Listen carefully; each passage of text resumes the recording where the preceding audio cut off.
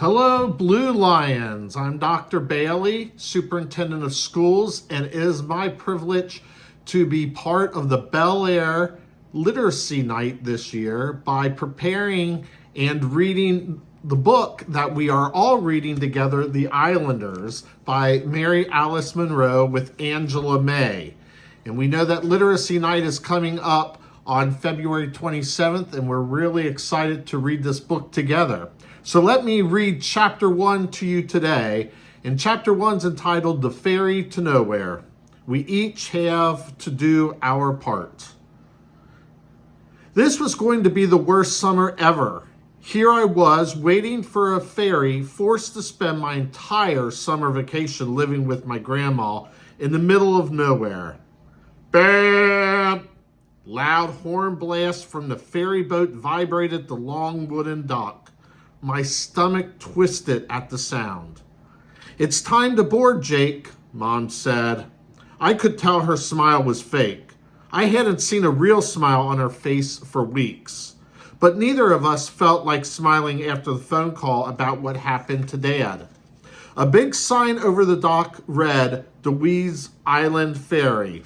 A lot of people were waiting for the white double-decker, standing near their metal cars filled with groceries, suitcases, fishing poles, tackle boxes, even beach chairs. Two small dogs barked in excitement as they trotted past me on a leash.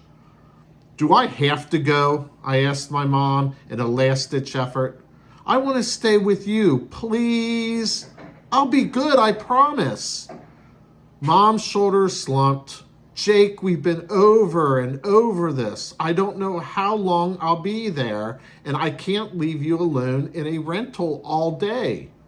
I was trying to be strong, but her words made me explode.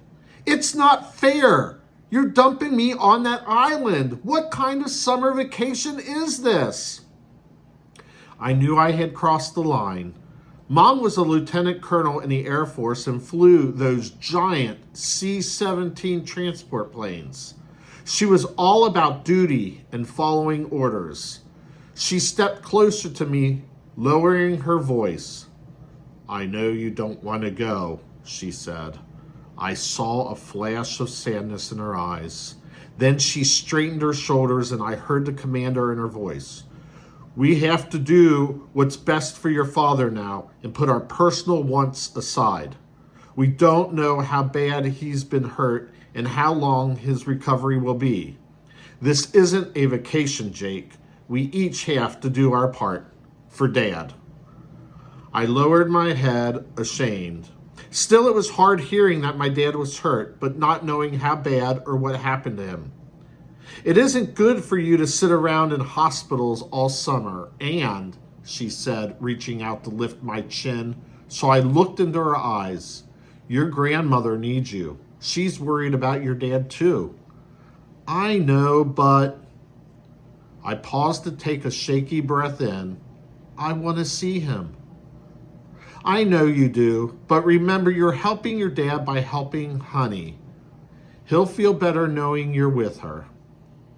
I scrunched my face and nodded in understanding. I met her eyes and she flashed a soft smile. "You're in charge now, Private." She got me there. My dad was an officer in the Army, and he always called me Private. I tugged at my Army ball cap to hide my eyes.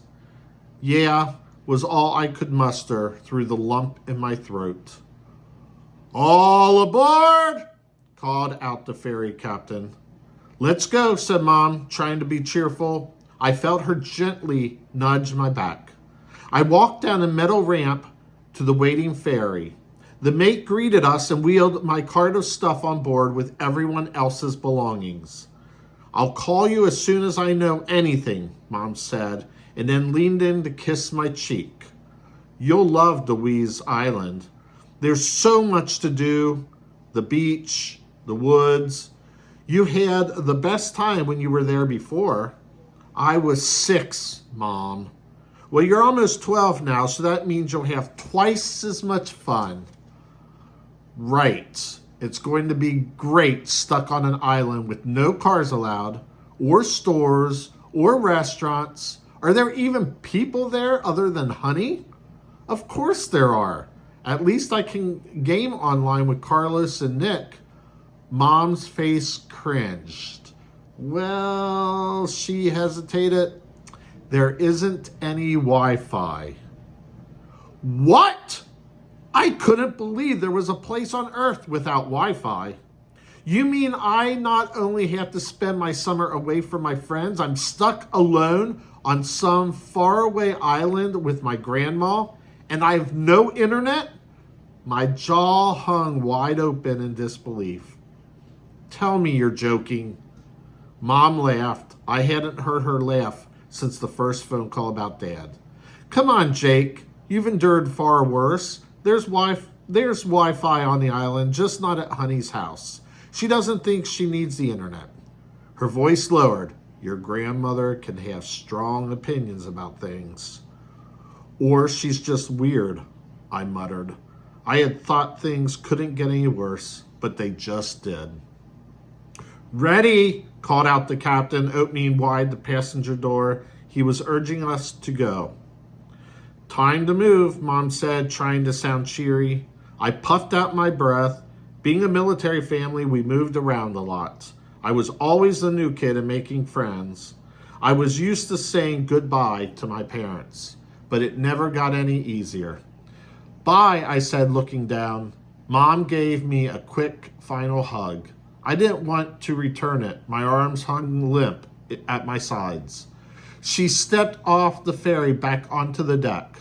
I looked over my shoulder to see her walking down the dock, shoulders slumped.